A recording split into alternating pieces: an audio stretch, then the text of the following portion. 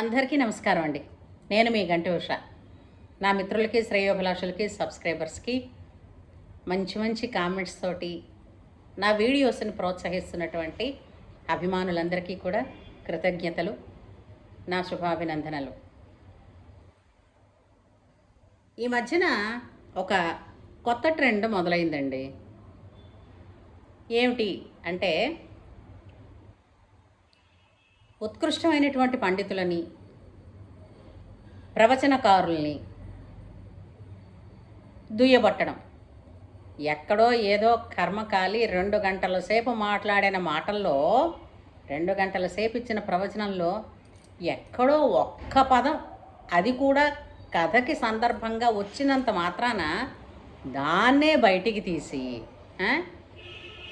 ఇదేమిటిది, ఇది మా అదేమిటిది మనోభావాలు దెబ్బతీసేందుకే ఇలా మాట్లాడారు అని, మొదటి నుంచి వీళ్ళకి ద్వేషం ఉందని ఇలాగా దుయ్యబట్టడం, ఆ స్థాయిలో ఉన్నటువంటి ప్రత్యేకమైనటువంటి గురుస్థానాల్లో ఉన్నటువంటి ప్రవచనకారులని దుయ్యబట్టడం ఎంతవరకు సమంజసం? వాళ్ళు గురుస్వరూపులు. సాక్షాత్తు సరస్వతి అనుగ్రహం ఉంది కాబట్టే వాళ్ళు ప్రవచనకారులయ్యారు.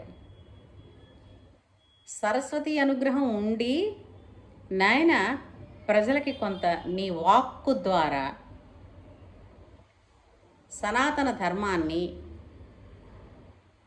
హిందూ సంప్రదాయాలని ప్రచారం చెయ్యమని ఆ అమ్మవారు ఆజ్ఞాపించిందో ఏమో, వీరందరూ కూడా మనకి అందుబాటులో ఉండి వారి సేవలు అందిస్తున్నారు.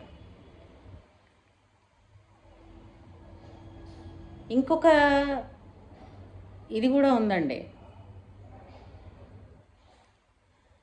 మనకి ఒక ఆర్యోక్తి ఏంటంటే, గురుస్థానంలో ఉన్న వాళ్ళని, పండితులని సభాముఖంగా దుయ్యబట్టకూడదు, మాట అనకూడదు.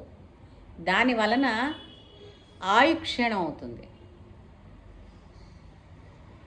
వారి మాటల్లో పొరపాటున ఏదైనా ఒక చిన్న పొరపాటు కనుక తగిలితే దానిని వారిని దుయ్యబట్టనవసరం లేకుండానే సరిదిద్ది చెప్పవచ్చునే. లేదా వారికి నలుగురిలోనూ కాకుండా వారితో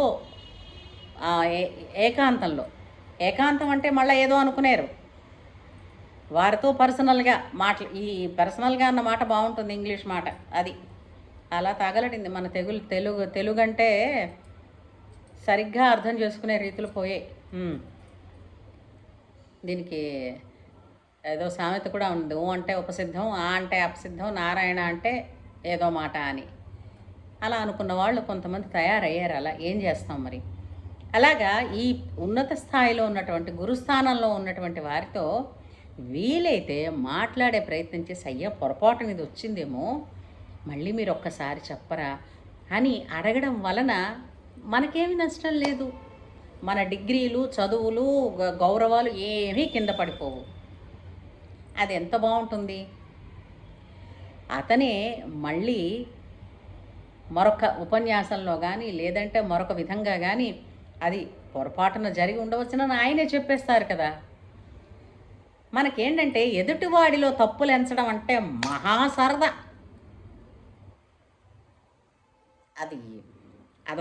అదొక ఆనందం.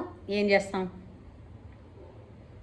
తప్పులెన్నువాడు తండోపతండంబు ఉర్వి జనులకెల్ల నుండు తప్పు, తప్పులెన్నువారు తమ తప్పులెరుగరు విశ్వదాభిరామ వినురవేమ. ఆనాడు వేమన చెప్పాడు, తప్పులెంచేవాళ్లే తండోపతండాలుగా ఉంటారని. ఊర్వి జనులకెల్లా ఉండు తప్పు, తప్పు లేనివాడెవడు?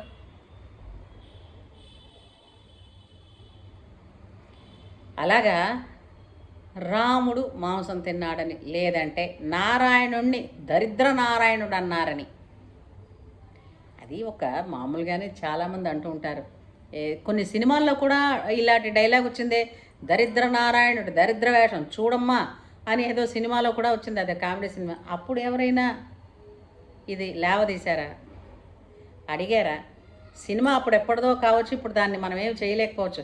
కానీ ఆ సినిమాలో ఇలా తప్పుగా వచ్చిందన్న ముక్క చెప్పగలిగామా? ఒక్కటి నిజమండి, మహానుభావులైనటువంటి బ్రహ్మశ్రీ చాగంటి వారు, బ్రహ్మశ్రీ సామవేదం వారు, బ్రహ్మశ్రీ గరికపాటి వారు, వీరి వలన సమాజానికి ఉపయోగమే జరిగింది. సరే పోనీ అనుకుందాం, ఉపయోగం 99.9% జరిగితే మీరు అనుకుంటున్న రీతిలో ఏదో ఆ పదాలు ఏదో ఆ 1.1% ఎక్కడో అయిందేమో. దానివల్ల వాళ్ళ విద్వత్ అంతటినీ కూడా మనం ప్రశ్నించాల్సిన స్థాయి లేదు, పని లేదు. యువత హిందూ ధర్మం వైపుగా, సంప్రదాయాల వైపుగా అడుగు వేస్తోంది అని అంటే కారణం వీళ్ళేనండి. ఇంకా వద్దిపర్తి గారు కూడా ఉన్నారు. ఇలాంటి మహాత్ములందరూ ఉండబట్టే పిచ్చి వెధవ పోకడలు పోతున్న సమాజం కొంతైనా సరే ఒక ధర్మం అనేటువంటి ఒక ట్రాక్ మీదకి వచ్చి చేరి నడుస్తోంది. సంధ్య వార్చడం అంటే ఏమిటి అన్న ప్రశ్నే తెలియని సదరు చాలామంది హిందువులు కూడా సంధ్య వార్చాలి అన్నది తెలుసుకుంటున్నారు. ప్రతి వాళ్ళు కూడా నాకేం మంత్రోపదేశం అయింది అని అంటుంటారే మన హిందువులు. మీకు ఒడుగు చేసినాడు అది గాయత్రి మంత్రమేనా? మరి రోజు దాన్ని అనుష్ఠానం చేస్తున్నారా? కనీసమైనా ఎంతమంది చేస్తున్నారు? గుండెలు మీద చేసుకుని చెప్పండి. స్నానం చేసి గబగబా వెళ్ళి ఓ దండం పెట్టుకుంటే, లేకపోతే నేను సంపాదించకపోతే, నేను బయటకు వెళ్ళకపోతే నాకు ఎక్కడవుతుంది? నేను ఈ పూజ చేస్తున్నాను సరే అన్న వాళ్ళని నేను చాలామందిని చూశాను.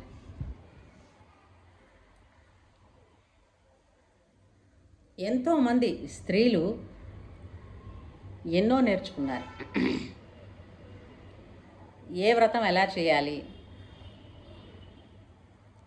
అంటే దీపాలు పెట్టడం దగ్గర నుంచి మళ్ళా చాగంటి వారు అంటుంటారు, ఎన్నేళ్ళు వెళ్ళినా దిక్కుమాల అదో సందేహం, 2 ఒత్తులు వేయాలా 1 ఒత్తు వేయాలా అని. ఎన్ని వేశారా ఏది చేశారా అన్నది కాదండి,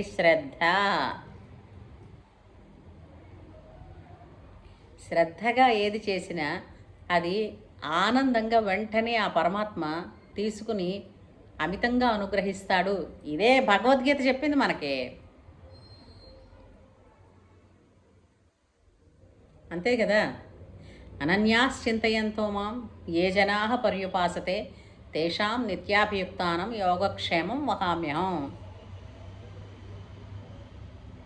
నా కొరకై నీవు చేసే ఏ పనిలో నువ్వు ఎంత శ్రద్ధ పెట్టావో, పనిలోనే నువ్వు చేసే ప్రాసెసింగ్లోనే నువ్వు ఎంత శ్రద్ధ పెట్టావో నేను అంతగా అనుగ్రహిస్తున్నానుగా, నేను నీతో ఉన్నానుగా అని పరమాత్మ చెప్పాడుగా.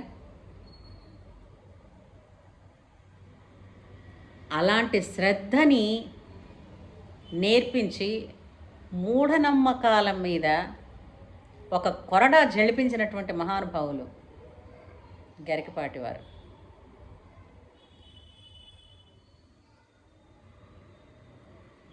దీపం వెలిగించాలంటే ఈ నూనె ఉండాలట, ఆ నూనె ఉండాలట, ఇలా ప్రమిద ఉండాలట, అవన్నీ పక్కన పెట్టు. నీ దగ్గర ఏది అవైలబిలిటీలో ఉందో, మట్టి ప్రమిద ఉందా, వెండి కుందుందా, ఇత్తడి కుందుందా, ఏది ఉంది?